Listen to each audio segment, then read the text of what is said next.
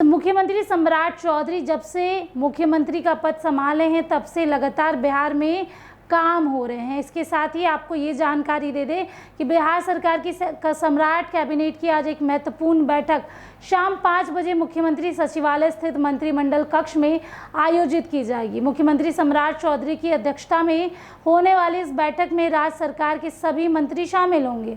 माना जा रहा है कि बैठक में कई महत्वपूर्ण विभागीय प्रस्तावों और जनहित से जुड़े मुद्दे पर चर्चा होगी तथा अनेक अहम निर्णय लिए जा सकते हैं। बैठक के बाद शाम 6 बजे प्रेस कॉन्फ्रेंस के जरिए कैबिनेट के फैसलों की आधिकारिक जानकारी दी जाएगी।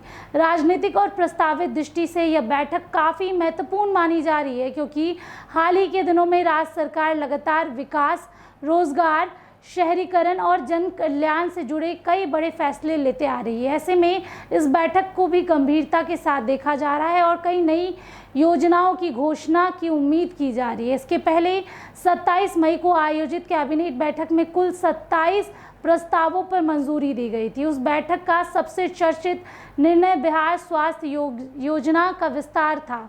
सरकार ने विधायकों, पूर्व विधायकों, विधानमंडल और अधिकारियों और कर्मचारियों को कैशलेस चिकित्सा सुविधा उपलब्ध कराने की स्वीकृति दी थी। इस फैसले के बाद लाभार्थियों को सूचीबद्ध अस्पताल में इलाज कराने के लिए पहले से भुगतान नहीं करना पड़ेगा, जिससे उन्हें बड़ी राहत मिलेगी। इसके अलावा शराबबंदी कानून से जुड़े मामलों की निपटाने के लिए मधुबनी और दरभंगा में 2 नए विशेष न्यायालय स्थापना का विषय भी काफ़ी चर्चा में रहा। निर्माण कार्य को लेकर भी सरकार ने जो है फैसला लिया, जिससे जो लोग बार बार शराबबंदी के मामले में पकड़ाते हैं या पुलिस प्रशासन के शिकंजे में रहते हैं, उन पर तुरंत कार्रवाई होगी और तुरंत ही सुनवाई होगी। सम्राट कैबिनेट की पहली जो बैठक हुई थी उसमें कई तरीके के फैसले सामने आए थे। सरकार ने बिहार में 11 आधुनिक सैटेलाइट टाउनशिप विकसित करने की योजनाओं को मंजूर दी थी। इस प्रस्तावित शहरों के विकास के लिए चयनित क्षेत्रों में ज़मीन की खरीद बिक्री पर भी रोक लगा दी गई थी और ये सुनिश्चित किया गया था कि काम में कोई दिक्कत ना हो। मुजफ्फरपुर, सीतामढ़ी, भागलपुर और छपरा के आसपास के क्षेत्रों में यह प्रतिबंध 30 जून 2027 तक लागू रहेगा, जबकि पटना, सोनपुर, गया, दरभंगा, सहरसा, पूर्णिया और मुंगेर के निकट चयनित इलाकों में 21 मार्च 2027 तक ज़मीन की खरीद बिक्री पर रोक प्रभावी रहेगी। इन नए टाउनशिप की ऐतिहासिक और सांस्कृतिक पहचान से जोड़ने के लिए उनके नाम भी विशेष रूप से चुने गए हैं।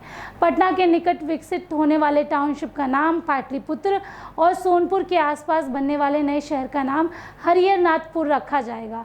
नगर विकास एवं जो क्षेत्र है उसको विकसित करने के लिए मास्टर प्लान लगातार बना रहे हैं, जिसके आधार पर भूमि उपयोग, आधारभूत संचालन और निर्माण की गतिविधियों को रूपरेखा दी जाएगी। तो देखिए, इतने काम सम्राट चौधरी कर चुके हैं, इतनी चीज़ों की मंजूरी मिल चुकी है, लेकिन अब जो है और आज जब ये बैठक होगी तो क्या कुछ नई योजनाएं सामने आएगी, ये देखना लाजमी रहेगा। बने रहिए हमारे साथ, तब तक के लिए बहुत बहुत शुक्रिया।